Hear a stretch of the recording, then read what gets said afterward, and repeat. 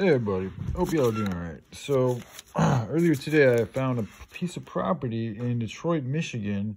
I actually got it. I still have it up here.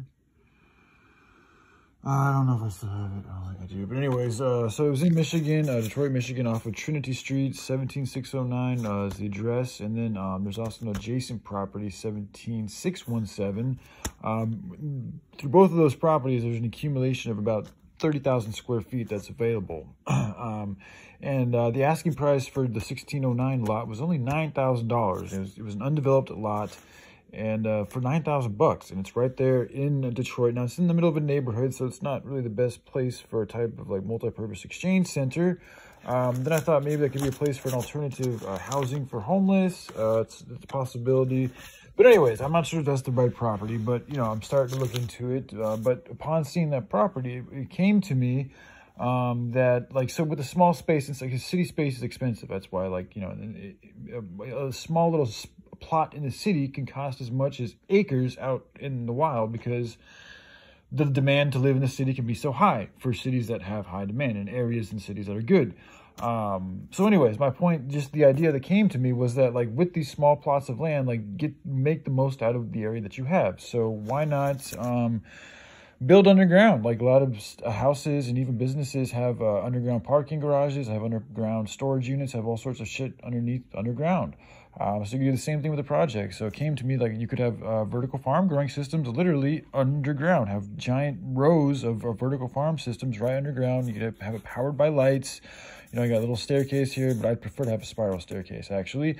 This is just like a little idea for a roller ladder that could be moved around for wherever, you know, maintenance needs to be done on the vertical farm growing systems. And then over here, you could also have like a battery storage, an extra charging area, as well as a storage area for emergency supplies, arms, and maybe even perhaps like a mini arsenal. And so, like, you know, it's just each one of these would potentially be an area to store, you know, whether it's a battery or firearms or, you know, medicine, emergency foods, water, whatever it may be. And then I'd also like to have a charging center for batteries down here too. And then you got a little ladder to get up to these different little cubby holes. And you could also develop some type of mechanical machine device to help go up to like the top rows and bring out items, or open up the doors to allow you to go in there to help you bring down items once you're up there, just to maximize space though to build up. So anyways, it's just an idea. And then this would be a hempcrete outer shell, protective outer shell, reinforced hempcrete. And remember, if hemp is processed the right way, it can literally be, it's either 7 to 10 times stronger than steel. Okay, like, no bullshit. Like, it's a lot of work to get it that strong, but it can be made to be that strong. And then on top of that, you can still reinforce it with other materials. So it's perfect for protective, defensive structures. So, like, that's the idea of having this type of a shell that would go on top of the vertical farm growing systems that are underground, as well as the batteries being stored underground and other vital supplies. They'd be covered, protected by the earth, and also this protective shell that would also have other reinforced materials to provide enhanced protection.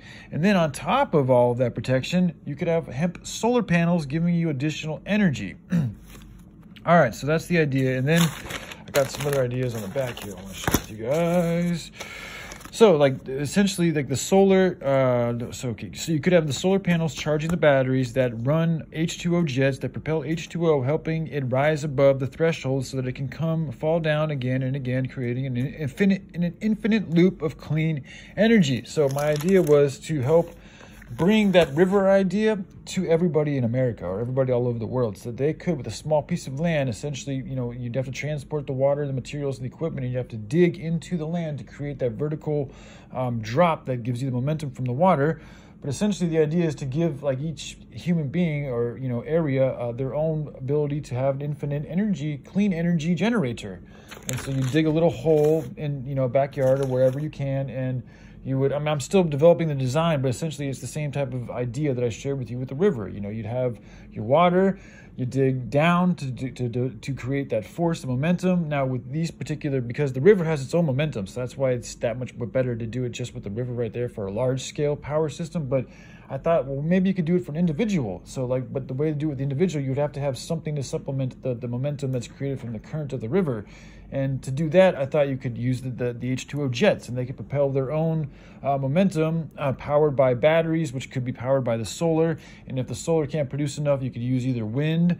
You can also use biodiesel, which comes from hemp. So you could also, like a diesel generator could be used, biodiesel generator. Then again, you got batteries. You also have the wind power that can be generated from the wind, and then even geothermal if you want to go that way. I'm not into nuclear energy reactors. I don't like the idea of having nuclear devices that can explode and create catastrophes that not only affect us immediately, but for decades to follow. I'm just not into nuclear technology. It doesn't feel good. It's very expensive. It's handling it requires you wearing tons of fucking gear, and even that, it's iffy on how safe it is. So it's like, I don't like nuclear energy. I'd like to stay away from it as much as we can. So anyways, but yeah, so and then in here would be the multi-purpose exchange center, where you could offer all different types of products: hemp water bottles, hemp healing tinctures, hemp solar panels, hemp batteries.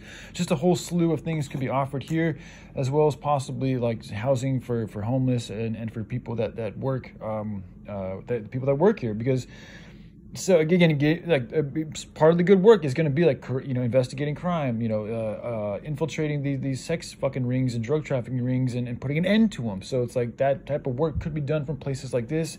And for that type of work, you would want to have protection, because these cartels aren't fucking around, and they're going to try to. You need to be prepared to have your life being threatened. If you're going to go after these cartels, like, you and your family need to be protected, in my opinion. So I want to do the best thing that we can do to protect the workers for these good movements and their families and extended kin as far as they can be. And so by having places like this right in the cities where a lot of these networks are being done, could be vital to a successful operation. So anyways, all right, I love you guys. You have a good day. Thanks. Bye.